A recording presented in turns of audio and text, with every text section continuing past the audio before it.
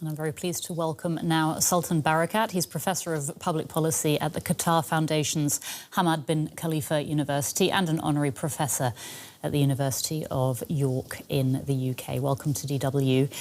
If we could start with Iran's immediate neighbours, Turkey has been very vocal, criticising Israel's actions. Pakistan, too, has condemned the Israeli strikes on Iran. To what extent does this conflict pose a threat to the region's security? I think it does risk spiraling into a serious conflict, not just for the region, but beyond the region. Within the region, of course, Pakistan is most concerned at the moment because Netanyahu has always threatened and has always warned against not just the potential of nuclear program in Iran, but also about Pakistan owning a nuclear weapon. And now, with his close relationship with India, it is not inconceivable that he's also plotting to undermine Pakistan and its nuclear program at some stage. So they have a direct issue to worry about. The rest of the countries, probably less so, but they are equally concerned, particularly those where there is an American presence. If the United States changes its position from being a covert supporter to the Israeli attack to being an explicit partner in the attack. Obviously, all its assets in the region, and they're talking about maybe 40,000 US soldiers, will become legitimate targets for Iran. And that will draw in particularly the Gulf states into the conflict. And most immediately, I think, Iraq. The population in Iraq is almost half, is very sympathetic with the Iranians, and they would probably take action or be more willing to take action than any other population in the Arabian Gulf. Also, it has had already an impact on Ukraine. You know, the fact that Trump left the G7 abruptly has not been ideal from Ukraine's perspective and its immediate concerns. A lot of weapons have already been diverted from the Ukraine war to support Israel. And finally, I think it has an impact on the way the global South perceives the hypocrisy of the North and the Western countries. For example, the German Chancellor, for him to say that Israel does the dirty work on our behalf, is quite problematic because he's admitting that this is dirty work. It's not legitimate. It's not in line with international law, but he's willing to condone it and he's willing to go along with it. And as you can see, this coming up on the back of what has been witnessed of genocide in Gaza for the last 2 years would make it much more difficult for the rest of the world to ballot the positioning by the West. Mm-hmm. And of course, from Netanyahu's perspective, what we're finding out more and more at the moment is that, in fact, from day one, his objective has been regime change rather than simply undermining the nuclear program.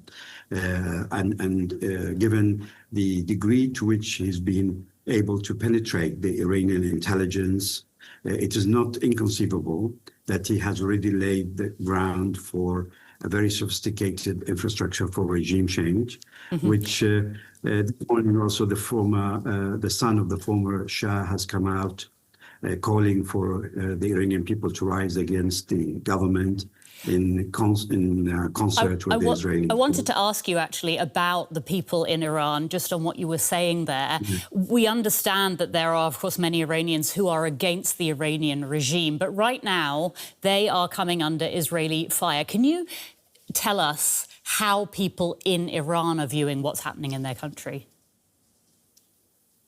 I mean, as you'd expect, maybe at the beginning of the revolution, Iranian people were broadly supportive of what the revolution brought to them.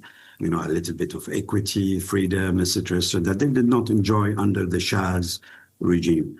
But the problem has been that this revolution got stuck into a revolutionary mood for decades, and they came under sanctions after sanctions and so on. And I think for a lot of people, they see the revolution having lost its way, particularly in the last 2 decades.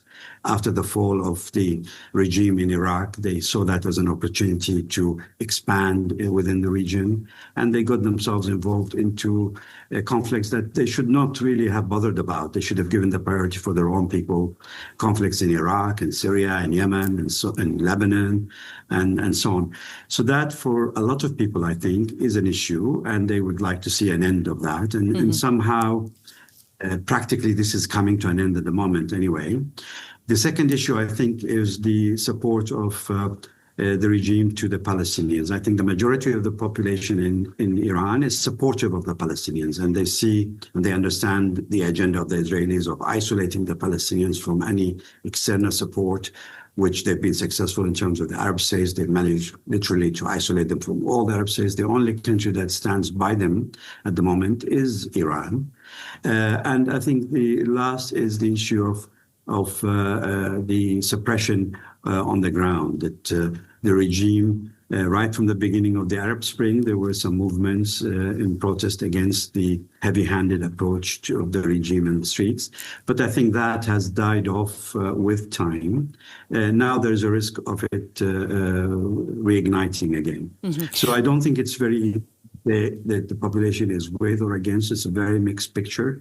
The longer this attack continues, particularly with it coming from Israel, will actually solidify the communities on the ground, particularly in rural areas, particularly outside the cities, around the regime. OK. You talked about Gaza earlier, and I did just want to mention that, of course, Israel is saying it is doing this in self-defense. It, of course, rejects the claim of genocide and says it's doing it to protect its own people. Of course, the suffering in Gaza is immeasurable and the war is continuing. Does this new Israeli-Iranian conflict mean that Gaza is being forgotten right now? It's not being forgotten. The attention is being diverted from Gaza, similar to what happened last autumn when Netanyahu decided to attack Hezbollah. And the way when he decided to trigger those pagers to explode 4,500 bomblets across Lebanon, regardless of who's holding that pager and who's standing by him, or whether he was on an aircraft, whatever, he has undertaken a systematic, I think, act of terrorism in Lebanon to divert attention, and he was successful at the time to divert attention. At the moment, he's under a lot of criticism, particularly on the humanitarian condition of the Palestinians in Gaza. This new agency that he set up, the Gaza Humanitarian Foundation, with support of the United States, has shown its real colors and is rejected by the international community. And you can see on a daily basis, people are being slaughtered while they're being given the very minimum of food. Is now exposed, and he has another opportunity to divert. And this is how I think the timing of this operation has been selected. Whether he's done it with the approval of Trump or not, it doesn't really matter. I think this, when it comes to Israel, the decision goes beyond the president of the United States. This is a deep state decision within the United States, and at best, Trump can put on a brave face at the moment and pretend as if he knew all about it, that he's been part of this, and it is his decision to go to war with Iran. But I think it goes way deeper than this, and the Israelis, particularly Netanyahu, understand this extremely well. Sultan Barakat, professor at the Qatar Foundation's Hamad bin Khalifa University. Thank you for your time today. We appreciate it. Roger, thank you very much.